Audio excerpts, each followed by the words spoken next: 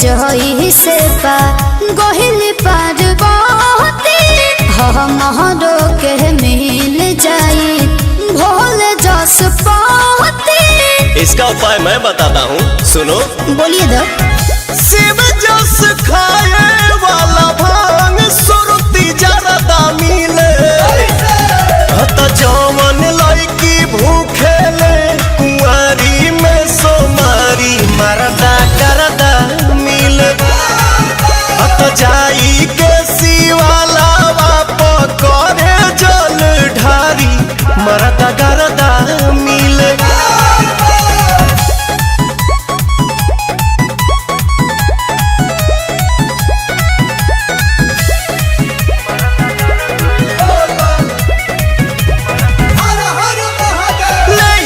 जल जब जग पैदल गोरी शिव के नगरिया कटबू कठिन डगरिया हो।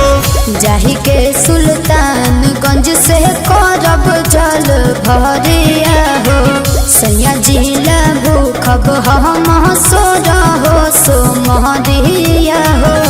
मनवा में रहे जवन तवन श्रद्धा मिले जवन लड़की भूखे ले कुंवारी में सोमारी मरदा गरदा मिल हर जाई के शिवाला पकड़े जल ढारी मरदा गरदा मिल।